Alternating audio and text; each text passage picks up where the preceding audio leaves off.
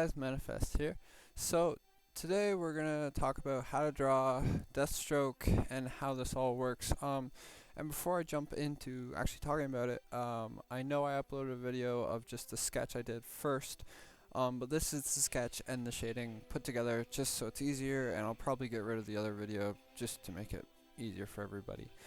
So to kick things off, I think we all know that Deathstroke is a little harder to draw because his armor gets rid of some of the joints that you'd usually just be able to draw on someone like, per se, Deadpool, who just has a cool looking costume. I guess I should tell you that the Deathstroke I am drawing is the one with chainmail, not the Arkham Origins or whatever, not the game one, more like the original one. And he was one of my favorites, really. But let's get into talking about how I drew this. So I started off with the head. The head's always kind of a good place to start when you're drawing. And then I kind of went into the shoulders, into the chest, into the legs, into the other arm. And the hardest part I think about drawing this was probably the hands, because hands are always the hardest thing to draw, and the face as well. That's why I love doing characters with masks on, because it's so much easier on the art skills. So the sketch in general took me about 12 minutes to do, and I time-lapsed it times 8. So if you're wondering how fast I actually timed it up, it was times 8. And the rest of this took me about 30 minutes, so total roughly about 40 to 50 minutes to draw the whole thing. So here starts the sketching portion of the video, and the sketching is kind of, in my view, some of the most fun to a piece of art. I think it really helps to bring out the final touch into any drawing, really.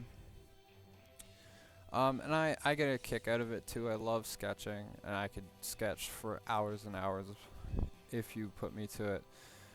But mainly the trick I find with sketching is that you have to use the darks of the darks and the lights of the lights. Usually I find I'm more of a lights shader, but if you want to get a real effect, you gotta use the darkest you can and the lightest you can, just so you can get all the entire scale into your artwork.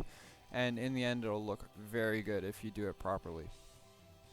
But once again, after the sketch, I added in a couple details here, mainly some straps that go across his chest, some straps around his legs, and things like that. But yeah, I mean, it doesn't get much more difficult after the initial sketch, if you will, because then you just gotta make it so that it tones his body to make him look muscular, with the shading and stuff. So you'll see some parts are left blank, like on the arm, and later you'll see some parts are left lighter than others on the legs, and that's just to make it look more muscular, because he's a superhero, obviously.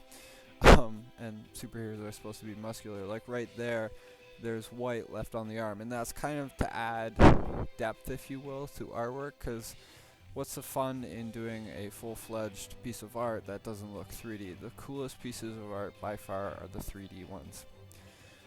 That's just my point of view. You don't have to take my word on it, but that's what I think. Another pain about Deathstroke was the chainmail in the body. What I did really was just like circles throughout.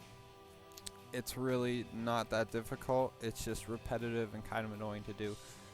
But see here, you can see what I'm talking about with the legs, where you leave white parts kind of to accent muscles and bring in depth to show how strong your character is. And with other drawings that I do, you're going to see the same thing. Like with the abs up there, I know they kind of make him look a little fat right now, but they kind of add depth and make you show that he is muscular.